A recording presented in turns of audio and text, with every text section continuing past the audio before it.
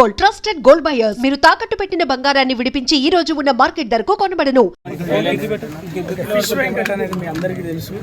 ఒక స్లాంగ్ తోటి అంటే దాదాపు అందరూ కూడా అనర్గళంగా మాట్లాడుతూ ఒక గొప్ప నటులను చూసిన మన ఇండస్ట్రీలో అద్భుతం ఏంటంటే ఒక స్లాంగ్తో వచ్చిన ఆర్టిస్టులను కూడా ఎంకరేజ్ చేస్తూ వాళ్ళ స్థానాన్ని ఇచ్చింది ఈ టాలీవుడ్. ఆ స్థానంలో ఫిష్ వెంకట్ అనేది ఒక మార్పు. మనందరికీ తెలుసు, ఆది చిత్రంలో జూనియర్ ఎన్టీఆర్ గారి చిత్రం ద్వారా తొడగొట్టు అన్న ఒక డైలాగ్ తోటి ఒక కెరీర్ను బిల్డ్ చేసుకొని ఒక అద్భుతమైన స్థానాన్ని సంపాదించుకునేవాడే ఫిష్ వెంకట్.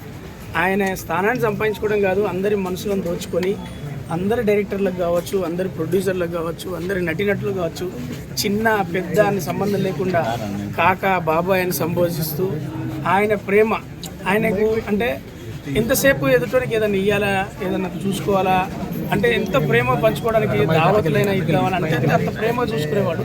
సరే, మనందరికీ జీవితంలో నటీనటులకు అంటే మేము అలాంటి చిన్న ఆర్టిస్టులు గొప్ప నటులను చూసి నేర్చుకునేవి ఉంటాయి. ఇలాంటి మా బాబాయ్ని చూసి నేర్చుకునేది ఏంటంటే జీవితం అనేది చాలా విలువైంది, దాన్ని జాగ్రత్తగా కాపాడుకోవాలి, సమయాన్ని గుర్తించుకొని ముందుకెళ్ళాలి.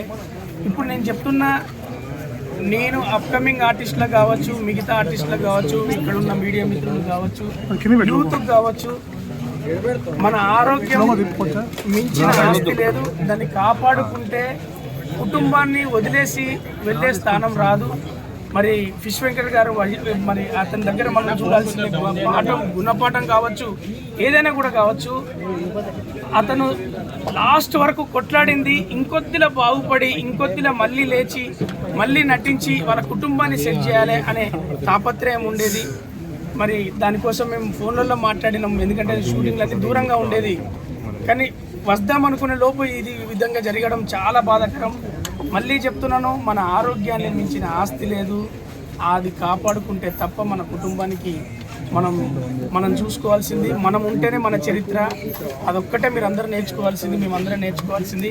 ఆయన ఎక్కడున్నా ఆయన ఆత్మశాంతి కలగాలని, వాళ్లకు ఆయన ఆశీస్సులుండి, వాళ్ళ కుటుంబానికి ఆయన ఆశీస్సులుండి, వాళ్ళ పిల్లలు వాళ్ళ మన ఫిష్ వెంకట్ అన్న ఎలా అయితే కోరుకున్నారో, ఫిష్ వెంకట్ అన్న వాళ్ళ సంబంధించిన వాళ్ళ గురించి ఏదైతే కోరుకున్నారో వాళ్ళందరూ అలా బ్రతికి ఆనందంగా ఉండాలని మాత్రం కోరుకుంటాం.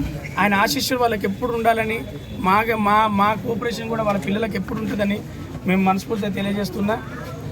ఫిష్ వెంకట్ అన్న లేకపోవడం అనేది ఒక స్లాంగ్, ఒక ఆర్టిస్ట్ లేకపోవడం అనేది ఇండస్ట్రీలో అది కూడా ఒక లోటే, తీర్చలేంది. ఆయన ఎక్కడున్నా ఆయన ఆత్మశాంతి కలగాలని మరొకసారి తెలియజేసుకుంటూ నేను మీరు వచ్చారు. అంటే ఇండస్ట్రీ నుంచి ఇంతవరకు ఎవరు రాలేదు బ్రదర్, చెప్పండి. ఇది సందర్భం కాదనుకుంటా, ఎందుకంటే ఎందుకంటే భక్తులను కవర్ చేయి. ఎవరు రాలేదు.